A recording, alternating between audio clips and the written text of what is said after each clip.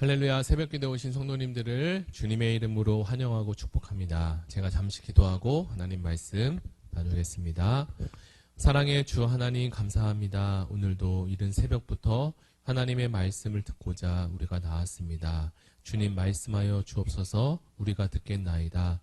하나님 이 말씀을 통하여서 오늘을 살아갈 수 있는 힘을 주시고 하나님께서 함께하는 여호와 이레 되신 주 하나님을 찬양하고 예배하게 하여 주옵소서. 감사드리며 예수님의 이름으로 기도드립니다. 아멘. 네, 오늘 우리에게 주실 말씀은 구약성경 신명기 24장 10절에서 22절까지 말씀입니다. 하나님 말씀의 제목은 작은 것부터 사랑을 나눌 때라는 제목으로 하나님 말씀을 나누겠습니다. 제가 먼저 성경 봉독하겠습니다. 내 이웃에게 무엇을 구워줄 때에 너는 그의 집에 들어가서 전당물을 취하지 말고 너는 밖에 서 있고 내게 꾸는 자가 전당물을 밖으로 가지고 나와서 내게 줄 것이며 그가 가난한 자이면 너는 그의 전당물을 가지고 자지 말고 해질 때에 그 전당물을 반드시 그에게 돌려줄 것이라. 그리하면 그가 그 옷을 입고 자며 너를 위하여 축복하리니 그 일이 내 하나님 여호와 앞에서 내 공의로움이 되리라. 공궁하고 비난한 품꾼은 너희 형제든지 내 땅 성문 안에 거하는 우거하는 객이든지 그를 학대하지 말며 그 품삯을 당일에 주고 해진 후에까지 미루지 말라. 이는 그가 가난함으로 그 품삯을 간절히 바라미야 그가 너를 여호와께 호소하지 않게 하라. 그렇지 않으면 그것이 내게 죄가 될 것임이라. 아버지는 그 자식들로 말미암아 죽임을 당하지 않을 것이요 자식들은 그 아버지로 말미암아 죽임을 당하지 않을 것이니 각 사람은 자기 죄로 말미암아 죽임을 당할 것이니라. 너는 객이나 고아의 송사를 억울하게 하지 말며 과부의 옷을 전당 잡지 말라. 너는 애굽에서 종되었던 일과 내 하나님 여호와께서 너를 거기서 속량하신 것을 기억하라. 이러므로 내가 내게 이를 행하라 명령하노라. 내가 밭에서 곡식을 벨 때에 그 한 뭇을 밭에 잊어버렸거든 다시 가서 가져오지 말고 나그네와 고아와 가부를 위하여 남겨두라. 그리하면 내 하나님 여호와께서 내 손으로 하는 모든 일에 복을 내리시리라. 내가 내 감람나무를 떤 후에 그 가지를 다시 살피지 말고 그 남은 것은 객과 고아와 가부를 위하여 남겨두며 내가 내 포도원의 포도를 딴 후에 그 남은 것을 다시 따지 말고 객과 고아와 가부를 위하여 남겨두라. 너는 애굽 땅에서 종되었던 것을 기억하라. 이러므로 내가 내게 이 일을 행하라 명령하노라. 아멘. 이전에 제가 사역할 때 어느 교회 집사님께서 이런 이야기를 해주셨습니다. 자신이 어느 청년에게 이렇게 새빵을 준 적이 있는데 그 청년이 점점 일이 잘 안 돼서 몇 달치 월세를 못 내고 있었다고 합니다. 그러던 어느 날 청년이 또 화장실에서 목욕을 하다가 그 화장실의 욕조를 깨트린 거예요. 그 며칠 동안 그 청년이 안 보여서 집에 가서 찾아보니까 집을 열어보니까 이미 월세도 많이 밀렸었고 욕조도 깨져져 있었던 거예요. 그리고 나서 청년이 그런 이유로 인해서 사라진 것으로 이제 알게 되었습니다. 몇 달이 지난 후 그 청년이 갑자기 나타나 욕조 깨진 값과 그리고 그동안 밀렸던 월세를 가지고 찾아왔다고 했습니다. 집사님은 그 청년이 그전부터 성실하게 그리고 열심히 살았고 정직한 모습을 보여준 것에 감동이 되어서 그 돈을 도로 주고 그 청년에게 격려를 해 주었다고 들었습니다. 그 이야기를 들은 우리 모두는 그렇게 마음이 훈훈해져 갔습니다. 오늘 우리가 함께 읽은 이 신명기 24장의 말씀은 하나님의 훈훈한 이야기가 실려져 있습니다. 하나님은 이스라엘을 택하여서 믿음의 조상과 그리고 믿음의 나라를 세우신 이유가 그들이 하나님 없이 강하고 또 담대해서 그런 것이 아니라 오히려 이스라엘은 작고 연약해서 하나님이 그들을 택하여 세우셨다라고 말씀하고 있습니다. 하나님은 이스라엘이 작은 민족이라 택하여 세우셨지만 이제는 그 민족뿐만 아니라 백성 중에 연약한 과부와 고아와 객을 향해 하나님의 이 따뜻한 마음을 전해주고 있습니다. 저도 얼마 전 제 아들 예찬이가 엘리베이터 앞에서 이렇게 3명의 아이가 서성이다가 아이가 자기도 모르게 혼자 이 엘리베이터 타고 올라간 거예요. 아이의 울음소리는 크게 들리는데 아이는 어디 있는지 보이지도 않고 그리고 몇 층에 내렸는지도 알지 못하는 상황이었습니다. 제가 순간 소스라치게 놀라서 위로 몇 층을 위로 올라갔더니 가보니까 어느 한 분이 예찬이에게 이 상황을 잘 설명해주고 그리고 아이가 놀라지 않도록 챙겨주고 계신 것을 보고 너무나 감사했던 기억이 있습니다. 사람은 항상 자신의 자리가 강자의 자리에 항상 있을 것 같고 모든 일이 잘 될 것 같은 생각이 들 수 있지만 우리 모두는 언제든 연약한 자리에 그리고 약자가 될 수 있고 위험에 놓일 수 있다는 사실을 우리가 알고 우리는 연약한 존재라는 것을 늘 기억해야 할 것입니다. 오늘 이 본문은 하나님께서 우리에게 약자를 배려하고 도움을 줄 줄 아는 그런 마음을 가지고 있으라, 그런 마음을 가지라라는 그런 마음을 우리가 볼 수 있습니다. 세상을 보면, 세상에 돌아가는 것들을 보면 마치 동물의 세계처럼 양육강식이라는 법칙이 적용되는 것을 보게 됩니다. 또한 유전무죄, 무전유죄라고 해서 정당하지 못한 일도 곳곳에서 일어나곤 합니다. 정의라는 것이 이 세상에서 온전하게 이루어지고 있지는 않지만 그럼에도 하나님은 오늘을 살아가는 우리들에게 희망과 소망을 주고 특별히 연약한 사람들과 약한 공동체에 관심을 가지고 그들을 도우라고 말씀하시는 것을 우리는 볼 수 있습니다. 우리가 함께 신명기 24장을 읽었는데요. 24장 전반부에는 여성에 대한 배려를 말씀하시고 그리고 가난한 자에 대해서 도우시는 하나님을 발견할 수 있고요. 10절 이하부터는 이웃에게 구워줄 때 어떻게 하라는 것을 하나님께서 구체적으로 설명해 주고 있습니다. 우리가 TV나 영화를 보면 사업에 어려움을 당하게 되어 집안에 막 이렇게 차압딱지가 붙고 이런 것들을 보게 되고 인정사정 없이 또 행해지는 모습들을 누구나 한 번쯤은 다 보았을 것입니다. 가뜩이나 그 사람은 사업이 어려워져서 온갖 스트레스와 그리고 정신적인 어려움이 있는 그 상황에 집까지 쳐들어와서 차압딱지까지 막 붙게 되면 얼마나 그 마음이 힘들고 어려울까요?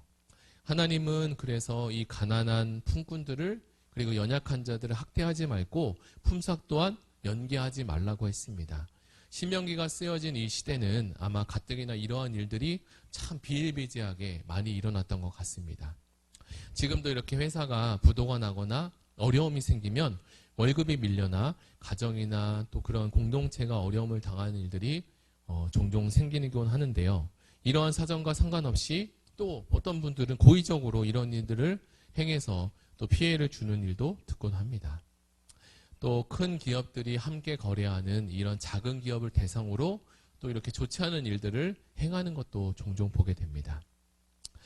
신명기 24장 이제 하반절을 볼 텐데요. 하반절에 보시면 밭에서 곡식을 베는 상황을 하나님이 설명해 주고 있습니다. 19절 말씀인데 제가 한번 읽어드리겠습니다.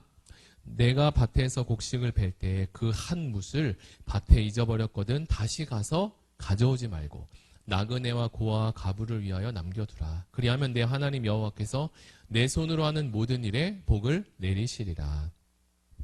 예를 들어 곡식을 이렇게 추수했습니다. 추수하고 운반해 오다가 어느 한 부분을 떨어뜨리고 오거나 놔두고 온 일이 생긴 거예요.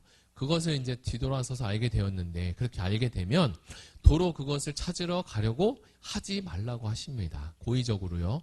왜냐하면 그것을 그냥 두면 어떤 일이 생길까요?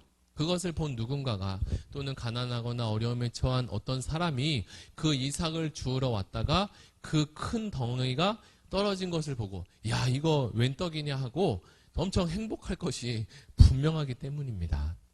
농가 밭의 주인 입장에서는요. 그 한 두덩이, 한 뭇이 그 곡식이 놔두는 것이 자신의 전체 곡식에 비하면 그렇게 크게 얼마 되지 않은 양일 것입니다. 그러나 이 가난하거나 어려운 식구들에게는 이것이 며칠 동안 두고 먹을 수 있는 생명의 양식과 같은 것이기 때문에 하나님은 그것을 그냥 내버려 두라고 하시는 거죠. 그리고 이것으로 끝을 냈다면 또 그렇지만 하나님은 이것으로 끝을 내신 것이 아니라 너희가 그렇게 만약에 한다면 하나님께서 내 손으로 하는 범사에 복을 내리시겠다라고 아예 약속을 해주십니다. 예수님을 믿거나 믿지 않거나 이렇게 잘 되는 경우들을 종종 살펴보면요. 다른 사람들을 돕거나 또 이롭게 하는 사람들이 잘 되는 경우를 너무나 많이 볼 수 있습니다. 아마도 믿거나 안 믿거나 상관없이 그 안에 사랑을 하나님께서 보시고 그 사람들에게 이렇게 축복하시는 것 같습니다. 우리가 잘 알고 있는 이 미국이라는 나라만 가봐도 거기에는 팀 문화가 잘 발달되어 있는 것을 볼 수 있습니다. 우리나라도 종종 식당에 가면 음식을 나른다든지 또는 도움을 주는 이 직원들에게 이렇게 팁을 꺼내서 주는 경우를 종종 보게 되는데요. 팁이라는 것이 대략 우리가 이렇게 사먹는 그 가격에, 정해진 가격에 한 10% 정도의 팁을 준다고 합니다. 어느 종업원에게 그 팁이 주는 사람에게는 작은 것일 수 있지만 받는 사람의 입장에서는 큰 급료 정도가 자신의 급료 정도가 될 수도 있기 때문이죠. 이것은 주는 자도 그렇고 또 이 팁을 받는 사람도 서로 좋은 기분과 마음을 갖게 합니다. 우리나라는 물론 아직 팁 문화가 보편화되지는 않았는데요. 간단히 생각하기에 우리는 이렇게 생각할 수 있어요. 음식값에 내가 음식값도 줘야 되고 또 추가로 일하는 사람들에게 팁을 준다고 하면 야, 이거 이중으로 주는 거 아니냐라고 할 수 있는데요. 어려운 사람 입장에 서서 본다면 그 팁은 그 사람에게 아주 큰 도움이 될 수 있기 때문이죠. 어찌 보면 이것은 하나님께서 그리고 성경이 말하는 이웃사랑의 아주 작은 일부분일 수도 있을까 생각해 볼 수 있습니다. 우리가 읽은 이 본문에는 기록되지 않지만 다른 본문에는 이 추수할 때 이 모퉁이의 네 부분을 추수하지 말라고 하시고 그것을 가난한 이와 과부와 고아에게 일부러 놔두라고, 일부러 그들을 위해서 주라고 라고까지 말씀하는 것을 볼 수 있습니다. 그러면 약하고 어려운 사람들이 함께 또 행복하게 살 수 있는 사회가 되고요. 주는 자는 또 하나님께로부터 받을 수 있기 때문에 서로가 잘 되는 이런 기쁜 사회가 될 것이 분명합니다.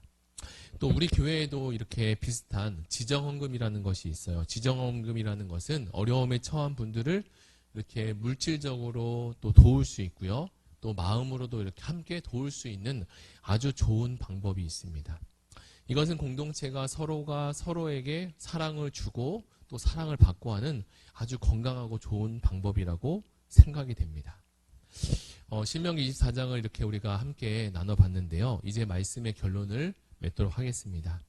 하나님께서 이렇게 이웃 사랑을 하고 하나님을 사랑하는 것의 목적이 무엇이냐, 그리고 우리로 하여금 무엇을 알게 하시기를 원하느냐 우리가 질문을 해볼 수 있습니다. 그 답이 22절에 기록되어 있어요. 22절을 제가 한번 읽어보겠습니다. 너는 애굽 땅에서 종되었던 것을 기억하라. 이러므로 내가 내게 이 일을 행하라 명령하노라. 하나님께서 종되었던 것을 기억하라고 하셨고 내가 내게 이 일을 행하라 명령하노라라고까지 말씀하십니다. 그것은 이스라엘 향해서 너가 지금 부유하던 가난하던 너는 이전에 종이었고 애굽 땅에서 종되었던 자였음을 절대 잊지 말라라고 그리고 기억하라는 이 사랑의 메시지입니다. 사랑하는 성도 여러분, 우리가 지금 숨쉬고 살고 있는 것이 바로 나 때문이가 아니라 바로 하나님의 사랑 때문인 것을 우리는 기억해야 할 것입니다. 그리고 그 사랑을 우리가 잊지 말아야 할 것입니다. 하나님께서 많은 것을 희생하고 양보하라고 말씀하신 것이 아니라 우리가 할 수 있는 선을 제시해 주셨고 또 할 수 있는 것이기 때문에 우리에게 말씀해 주신 것이라고 생각됩니다.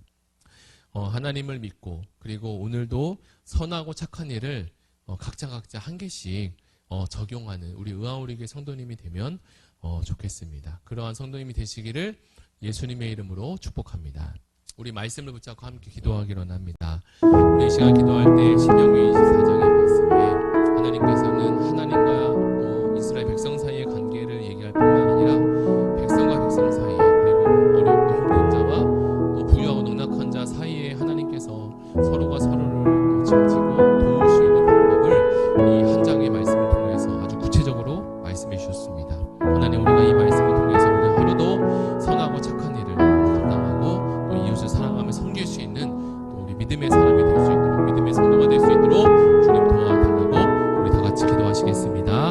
하나님 아버지 감사합니다. 오늘 신명기 24장의 말씀을 통해서 하나님을 사랑하는 것이 또 이웃을 사랑하는 것이 동일하게 중요하다고 말씀하셨습니다. 특별히 오늘 말씀을 우리에게